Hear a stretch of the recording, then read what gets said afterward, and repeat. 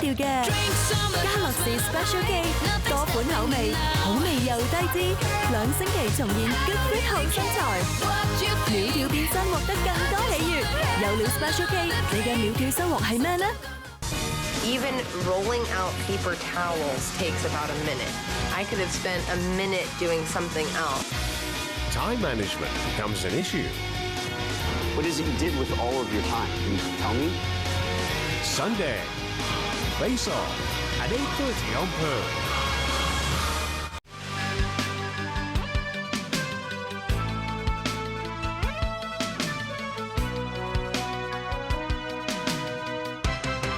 Welcome back. The LegCo Finance Committee was today supposed to review the funding request for the Northeast New Territories Development Project. Instead, the focus was on the committee's chairman. Rani Samtani reports. People Power lawmaker Albert Chan raised questions about Finance Committee Chairman Ng Leung Sing. Ng is a non-executive director of SmartTone, a subsidiary of Sanangai Properties. And because the developer owns land in Northeast New Territories, Chan said this may pose a conflict of interest. He moved a motion to prevent Ng from chairing the meeting. Committee members debated whether the deputy chairman should handle the motion on whether Ng should stay or not. Well, he cannot stop people from debating. He says the rules of procedure doesn't say there's a time for debating. Well, talking about whether there should be a debate or not, it's very simple. Whether there is a need for debate, if you're not clear, then you don't have to vote. There was no consensus on whether Ng should chair the meeting, and the committee will meet again next Friday. Also at LegCo today, the budget saga continued. Filibustering lawmakers from People Power and the League of Social Democrats took turns to speak about the hundreds of amendments they have put forward. Secretary for Labor and Welfare Matthew Jung reiterated calls to end the filibuster. He said this could affect 1.2 million needy people in the next month or two who rely on social welfare allowances because this year's budget has still not been approved. Rani Samtani, TVB News. Secretary for Education Eddie Ng came under more criticism today for his comments on Occupy Central. Stephanie Choi reports. More fallout from the education chief's comments on Wednesday. Members of the group Scholarism today tried to deliver a petition to Eddie Ng, who called on teachers not to encourage their students to take part in Occupy Central. Pan-democratic lawmakers also hit out at Ng's remarks. This is going to shut down freedom of speech, freedom of thought, and all civil liberties in Hong Kong. We hate to see the Education Bureau Chief, Mr. Eddie Ng, turning himself into the propaganda chief.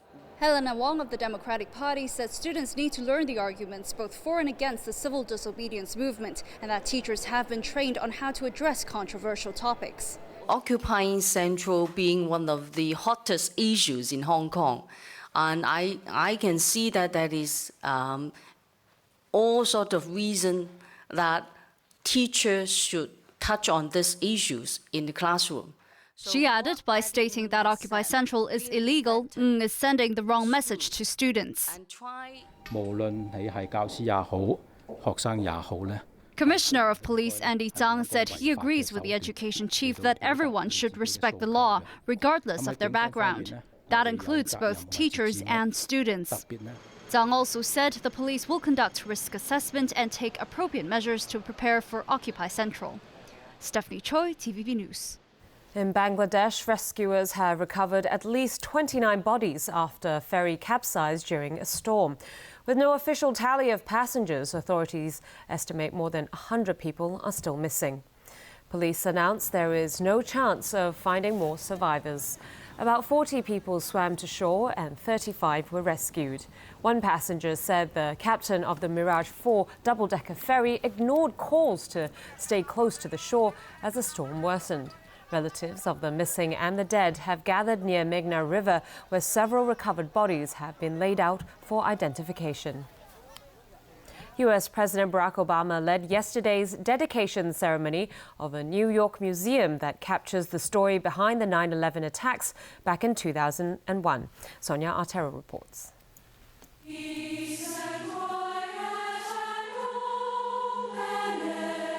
There was barely a dry eye in the audience at the opening of the 9/11 Museum.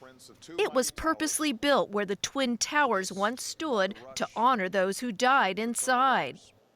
We stand in the footprints of two mighty towers, graced by the rush of eternal waters.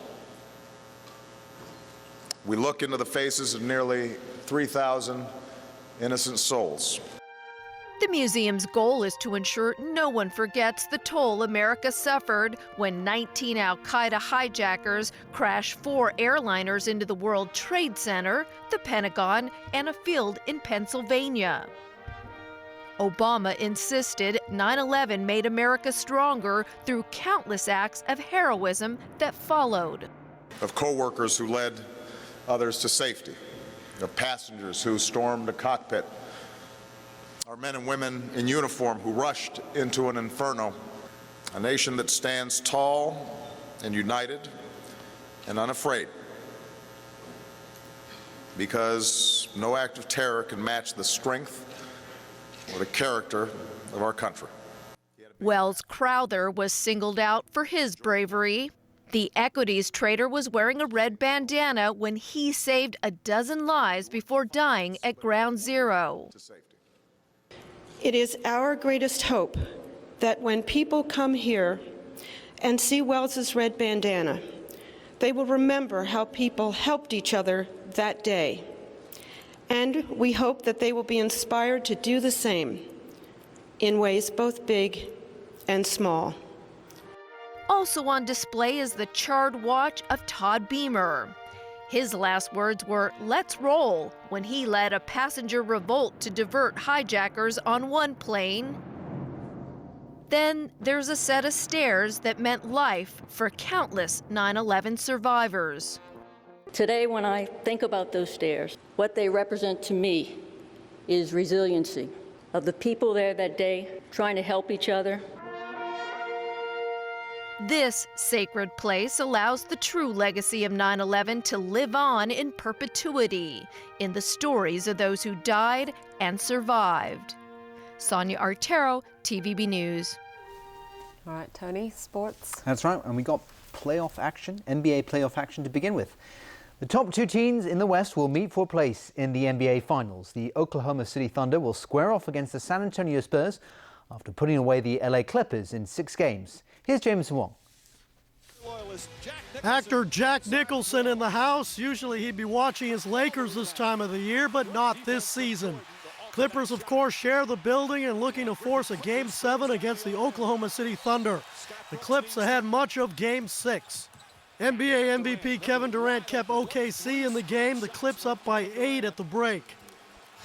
Chris Paul right now on the bench. But the Thunder caught them at the end of the third quarter and took their first lead in the fourth. Russell Westbrook had 19 points and 12 assists. Durant with the big game, 39 points and 16 rebounds. The final score 104-98. Chris Paul and Blake Griffin both flirted with triple-doubles in the loss.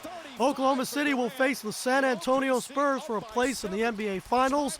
2 years ago, the same 2 teams met with the Thunder winning in 6 games. Jameson Wong, TVB News. On to football now, and there's no rest for the new English Premier League champions. Manchester City, fresh off their Premier League title triumph, played a friendly in Abu Dhabi in front of owner Sheikh Mansour. City defeated local club Al Ain 3-0. Goals from Marcos Lopez, Stefan Jokovic and Jordi Hiwula. The Sky Blues won their second title in 3 years on the last day of the season. Sergio Aguero was not included in the squad. The Stars expected to feature in Argentina's World Cup campaign. And that's the news for tonight. Thanks for watching. Good night.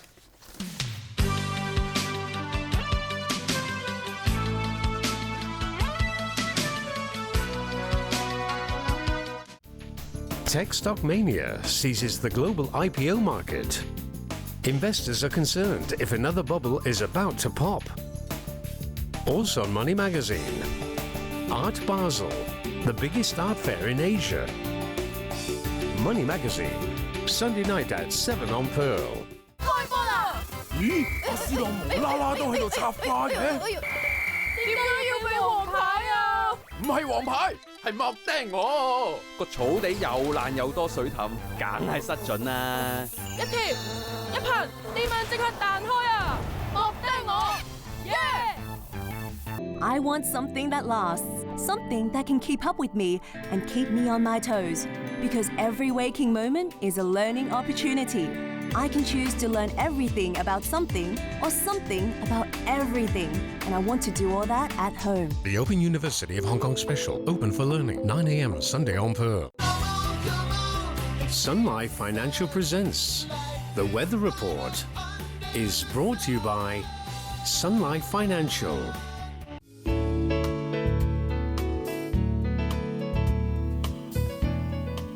Good evening. It was mainly cloudy with a few showers today. Taking a look at tonight's situation chart, a southerly airstream brought thundery showers to the coast of Guangdong. And up till 5 p.m., today's temperatures range from 26.9 to 30.4 degrees, and the current temperature is now standing at 28 degrees Celsius. 18.6 millimeters of rain has been recorded since midnight. So, Freddie, how's the weather tomorrow?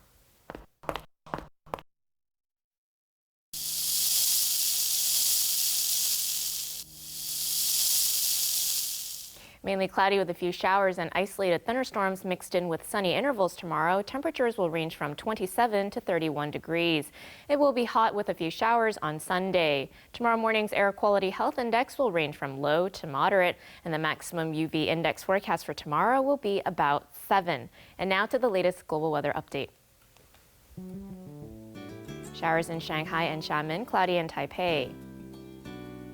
Thunderstorms in Guangzhou, showers in Macau, cloudy in Chengdu. Sunny in Beijing and Tokyo, cloudy in Seoul. Thunderstorms in Bangkok, bright in Manila. Showers in Kuala Lumpur, rain in Jakarta. Sunny in New Delhi, bright in Mumbai. Sunny in Cairo, bright in Nairobi.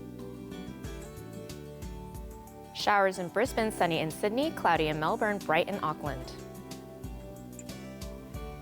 Cloudy in Toronto, showers in New York. Cloudy in Vancouver, sunny in San Francisco and Los Angeles. Cloudy in London and Frankfurt, sunny in Paris and Amsterdam, bright in Zurich. And that's weather. Have a lovely weekend.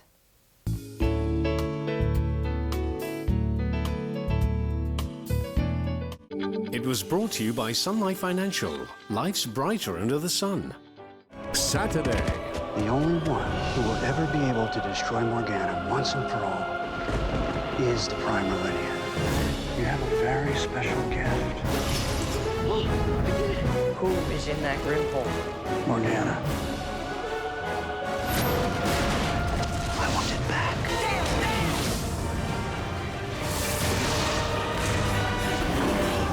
The Sorcerer's Apprentice on Pearl's Weekend Blockbuster.